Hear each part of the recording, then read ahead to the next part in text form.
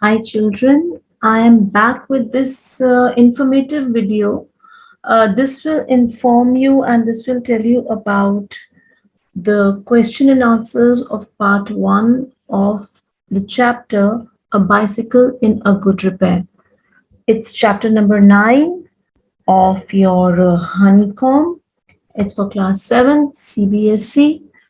It's on page 126 if you are referring to your books. So the question answers goes like this.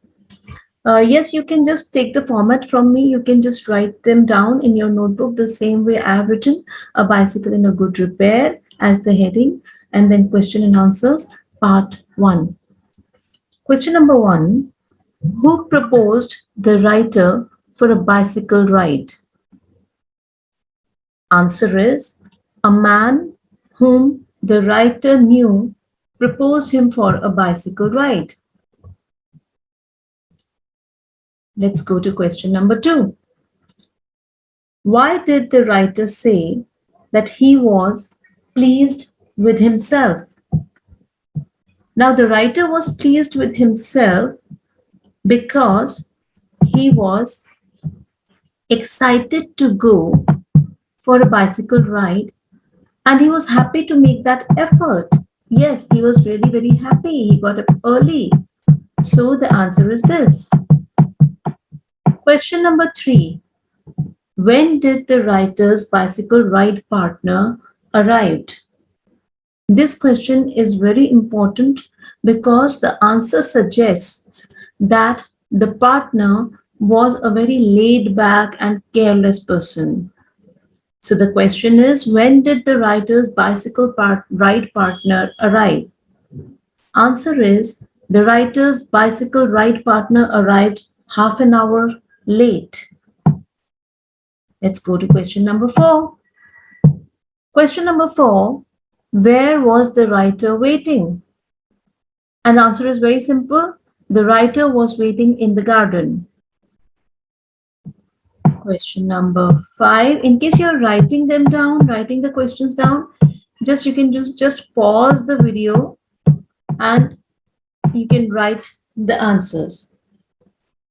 Question number 5. Easily enough in the morning, goes a little stiffly by lunch. What does this mean?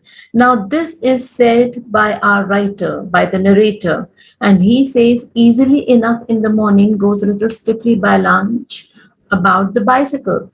So the answer is, the writer said this with a pinch of sarcasm and wanted to sound funny. The way we feel energetic in the morning but get lazy in the afternoon after having our meal, same way the bicycle feels. It is said in a funny manner because this actually cannot happen. I hope you understand that a bicycle cannot feel stiff by lunchtime after having the meal. It's just with humans. So it is said in a funny manner. Let's go to question number 6. Which sentence proves that the writer didn't like the man's action of shaking the bicycle violently? And the answer is the sentence, "Don't do that, you'll hurt it," suggests that the writer disliked that action. Let's go to question number 7. Why did the writer say, "I was the proper person to shake it"? And answer is, since the cycle belonged to the writer, he had a complete right over it. He was free to do anything he wanted. I've already uploaded the first explanation part on the YouTube. You can just check with that first thing. And I've explained this very nicely, that why only a person who owes certain thing has the right over it.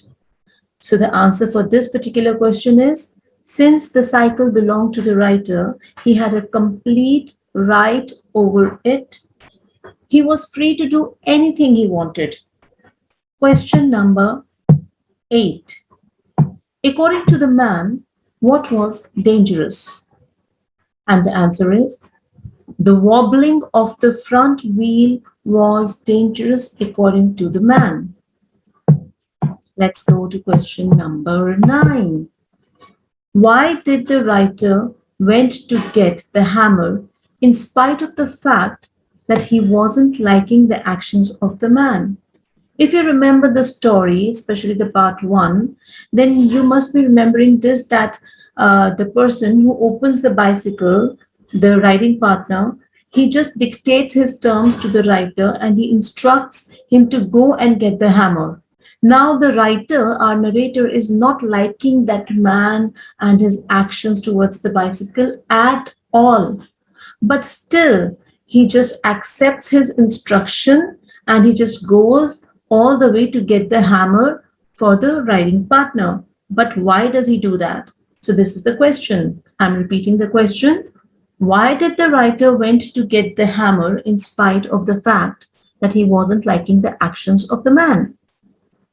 Answer is the writer went to get the hammer because he thought that the man had some real knowledge about the bicycles.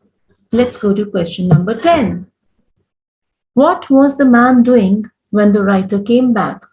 And the answer is the man was playing and twiddling round between his fingers, it's in the bracket, the front wheel which he had held between his legs. I'll repeat the answer. The man was playing and twiddling round between his fingers the front wheel which he had held between his legs. Let's go to question number 11. How a dozen balls rolled all over the path? The answer is very simple. While talking to the writer, the man unscrewed something somewhere, and as a result, many little balls rolled over the path. Question number 12. Where did the writer put the balls? And the answer is the writer put the balls in his hat for safety. I'm repeating. The writer put the balls in his hat for safety. Question number 13. If not, it would make a serious difference to the machine. What does it refer to? And the answer is, it referred to the balls which had rolled all over. According to the man, it was very important to put back all of them as they were. Otherwise, the machine, that is the bicycle, would not function as smoothly as earlier. Question number 14. It was not a sensible thing to do. Now, what was not a sensible thing to do and why? And the answer is, to keep the balls in the hat was not a sensible thing because the balls have a tendency, or you can say the habit, to roll around. If the hat got unstable or turned upside down, the balls would roll and scatter all over again. I'm repeating this answer. To keep the balls in the hat was not a sensible thing because the balls have a tendency to roll around. If the hat got unstable or turned upside down, the balls would roll and scattered all over again. Question number 15. What is your opinion about writer's friend? And the answer, this is probably the last one of part 1. The answer to this question is, writer's friend seemed to be an overconfident, mildly boastful, and a careless person. His attitude towards writer's bicycle suggests his insensitivity for others' property.